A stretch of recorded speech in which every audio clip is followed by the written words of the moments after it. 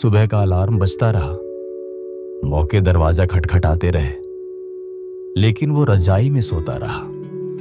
किसी ने सोचा भी नहीं था कि इस आलस की एक दिन इतनी बड़ी कीमत चुकानी पड़ेगी। उत्तर प्रदेश के एक छोटे कस्बे मिर्जापुर में अनिरुद्ध नाम का लड़का रहता था।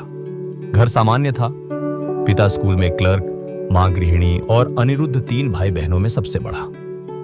बचपन से ही अनिरुद्ध समझदार था, दिमाग तेज था, लेकिन एक ही कमी थी, आलस्य। परीक्षा की तैयारी करनी हो तो वह किताब खोलकर मोबाइल पर स्क्रॉल करने लग जाता। सुबह उठने की बात आती तो अलार्म 5 बार बजता और वह सोचता बस 5 मिनट और। कक्षा 12वीं के बाद उसके शहर में एक बड़ी सरकारी कंपनी ने ट्रेनिंग इंटर्नशिप का मौका दिया। यह मौका बहुत बड़ा था। इंटर्नशिप में अच्छा प्रदर्शन करने वाले को नौकरी की गारंटी थी। दोस्तों ने कहा, अनिरुद्ध, यह मौका मत गंवाना, मेहनत कर। उसने भी फॉर्म भर दिया, लेकिन तैयारी? उसने सोचा, अरे 15 दिन का टाइम है, कल से पढ़ाई शुरू करूंगा। वह कल कभी आया ही नहीं। नतीजा, इंटरव्यू में फेल। उसके ही मोहल्ले का साधारण लड़का संदीप, जो हमेशा समय पर उठता और नियमित पढ़ाई करता था, चयनित हो गया। संदीप जब ट्रेनिंग के लिए निकला तो मोहल्ले वाले बोले, देखो, मेहनती लड़का आगे निकल गया। अनिरुद्ध चुपचाप खड़ा था।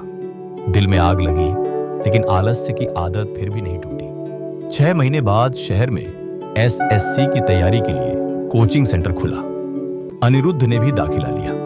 पहले हफ्ते जोश में पढ़ाई की, लेकिन धीरे धीरे उसकी पुरानी आदतें लौट आईं। सुबह क्लास के लिए लेट पहुंचना, होमवर्क अधूरा छोड़ना, किताबें मेज पर धूल फांकती रहती। दोस्त बार बार कहते, भाई ऐसे चलेगा तो सिलेक्शन भूल जा। लेकिन अनिरुद्ध के दिमाग में वह अभी बहुत समय है। फरवरी की सर्द सुबह थी। अनिरुद्ध बिस्तर में रजाई ओढ़कर मोबाइल चला रहा था।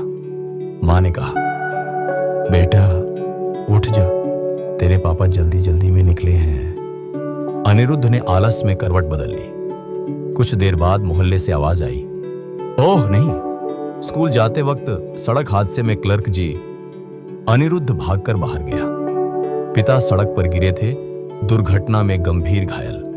मोहल्ले वाले बोले, अगर समय पर अस्पताल ले जाते तो जान बच सकती थी, लेकिन देर हो गई। यह वाक्य अनिरुद्ध के दिल पर हथौड़े की तरह पड़ा।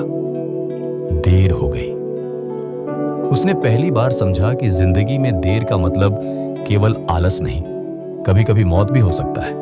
पिता के निधन के बाद घर की जिम्मेदारी अनिरुद्ध पर आ गई।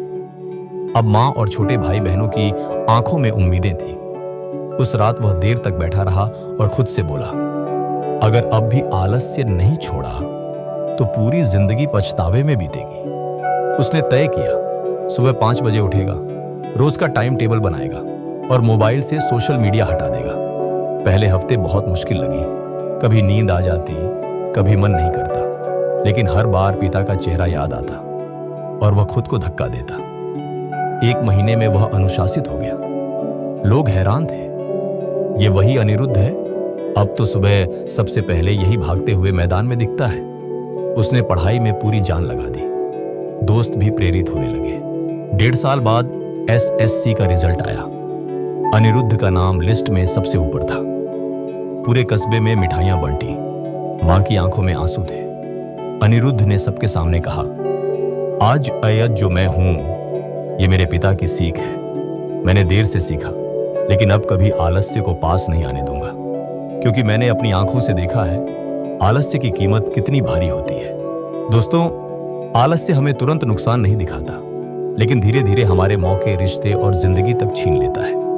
अगर आप आलस्य छोड़ दें तो आपकी जिंदगी बदल जाएगी। याद रखिए, मेहनत का फल देर से सही, लेकिन मिलता जरूर है, और आलस्य का फल हमेशा पछतावा होता है।